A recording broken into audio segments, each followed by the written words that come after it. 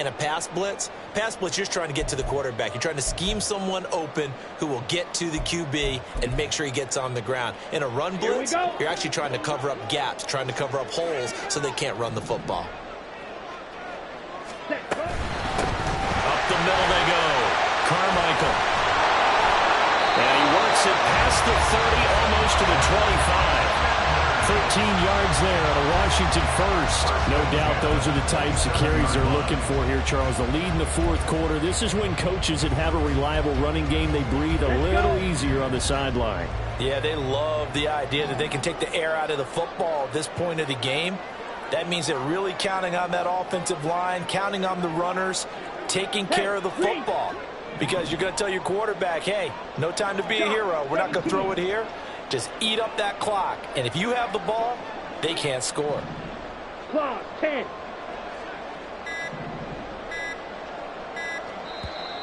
And now with a play clock winding down, a whistle and possibly a false start.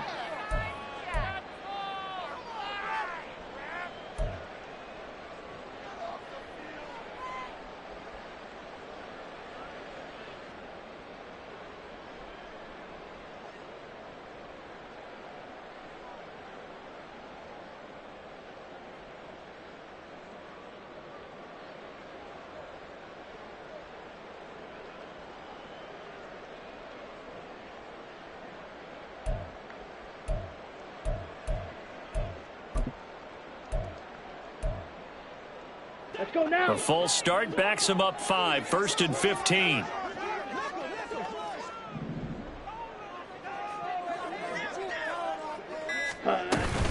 They run behind center with Gainwell. And that'll hurt the average a bit as this time they're able to get him behind the line. That's going to go as a loss of a yard, and it'll be second down. That's a tough one right there. He ran right into the teeth of the blitz as the linebacker was freed up in order to stuff that one for a loss. I think quarterbacks got to see that. Got to find a way to audible into something a little more advantageous. 52. To throw on second down, Spencer. That's out to the flat for Gibson. And he'll be a couple yards shy of the red zone here at the 22-yard line. It's a pickup of 12, and that'll set up a third down.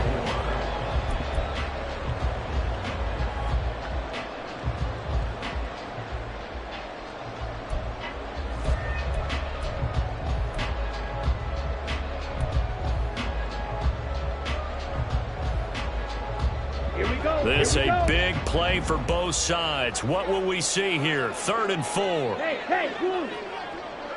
Black shot.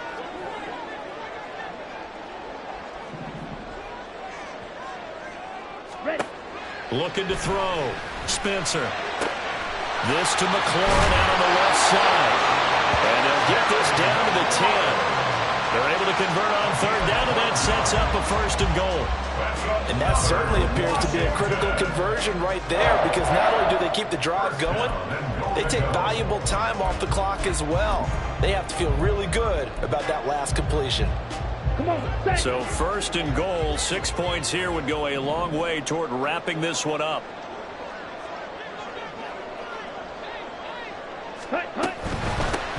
They'll try and run for it on 1st and goal. And he'll take this from the 9 down to about the 7. Able to stay in bounds, so the clock keeps rolling. And this defense right now backed up in the red zone. Another touchdown, it's over. They've got to stand tall quickly. Been in this spot before. Now there's a little bit of desperation creeping in. And all you're doing when you're talking to your defensive teammates is, first guy there, hold him up. Second, third guy in, rake it the football. Get it out. We've got to create a turnover, because one more score, and this game's over.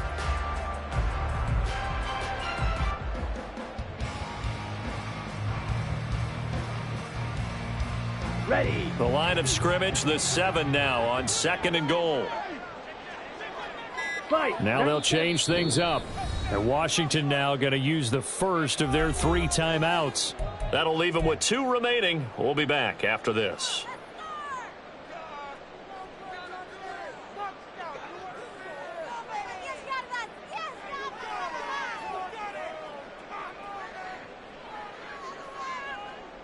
Set. Ready.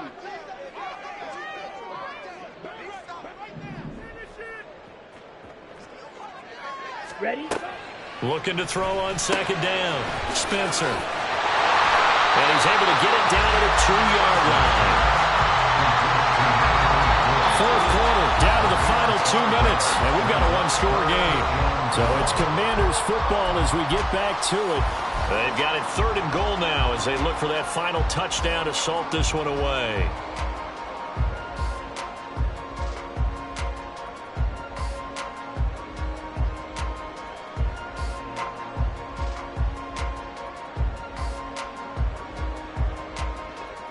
Here we go, set.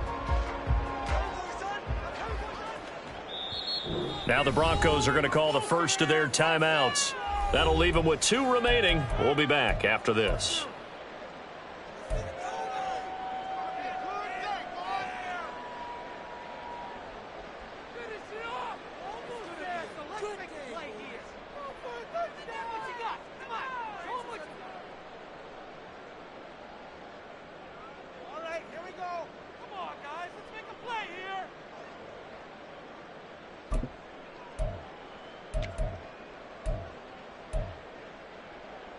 A lot of tired bodies on that field, but this is a big play, 3rd and goal. Set.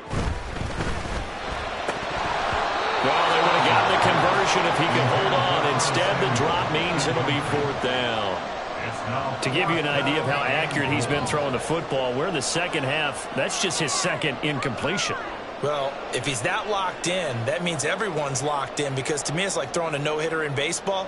The pitcher may get the credit, but a lot of people making plays behind him in the field.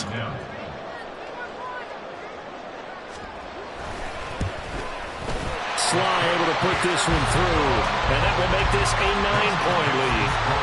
So that one, CD, going to make the road back a lot more difficult. Oh, there's no doubt about that. You know they were praying on the other sideline for a miss, because now, as you pointed out, a very difficult road. Down 2 scores. You don't just need a touchdown. You need a chain of events to go your way. You've got to score, somehow get the ball back, and score again. The odds of that happening, not great in your favor.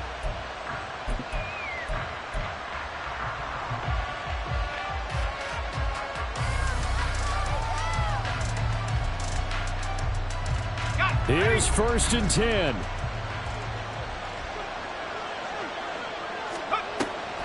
They start the drive on the ground. It's Williams. And he's going to be dropped following a pickup of 7 past the 30 to the 32. Here comes. It's a gain of 7. Brings up 2nd and 3. Back to throw. Peters. And this is intercepted. And that should do it. Picked off Byron Jones. And he will bring this one back.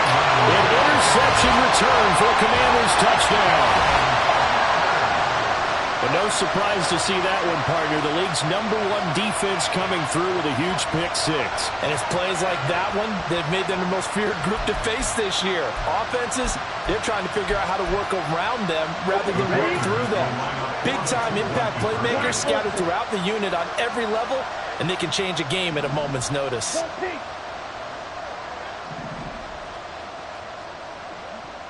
Green Jack. Blaster, 6. Ready? They'll look to throw. And this one's caught. And their 4th quarter lead grows by a couple more. And they turn the pick-6 into a pick-8 with that 2-point conversion. I love how you upsell. That is outstanding right there. What a big-time play. Big switch in how this game was going, and then they capitalized a little bit on top.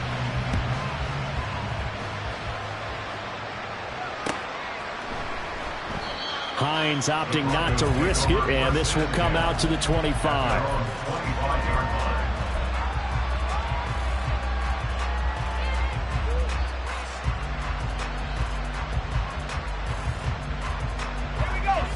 The Broncos onto the field, ready to start their next drive. Well, this game, it has had no shortage of offense. They've been able to put up a decent amount of points on this side, Charles. They just have not been able to keep pace with the other offense they're going against here. Yeah, that's a good way of pointing things out, because now it's not a total loss, because as you said, they've scored some points, so there's some plays they can build on, moments where the game plan actually worked. But overall, though, they were just out-personnel. They were going up against a team that's playing at an elite level. Rush coming, and he's taken down.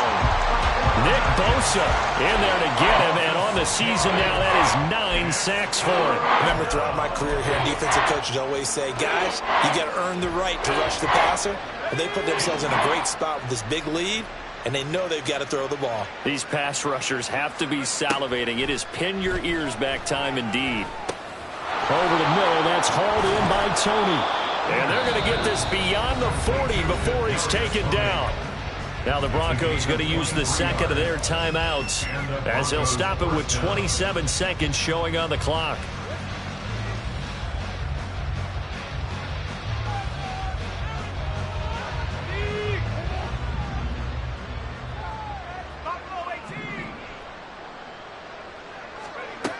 Throwing on first down. Peters. Right back to Tony. He's got another one. And he'll be out of bounds up near the 45 at the 44. At the 44-yard line. It's a pickup of 3. Brings up 2nd and 7. 2nd and 7.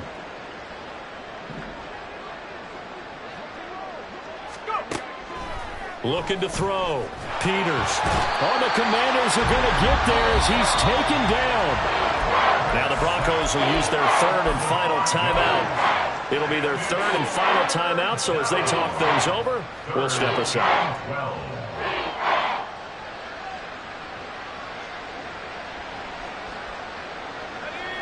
We'll see what they have drawn up here. A little bit behind the line. 12 yards needed to gain a first down. On 3rd down, here's Williams. And he'll take this up over the 40 to about the 41. Taken down at the 41. A gain of 2 yards on play. One final shot. They'll look to throw. Now a desperation throw deep downfield. And that will be incomplete as time has run out on this football game. Well, CD, for the losing side, they had opportunities in this one, but big plays just didn't go their way, especially late, and they have to suffer the L here. It certainly felt like that takeaway, once it happened, it knocked the wind out of their sails, and they just couldn't get their equilibrium back. So for Washington, it's a 10th win of the year now as they move to 10-4. And they will hit the road next week to take on the Minnesota Vikings. Meanwhile, for Denver, it's a loss that could hurt come playoff seeding time as they fall to 11-3.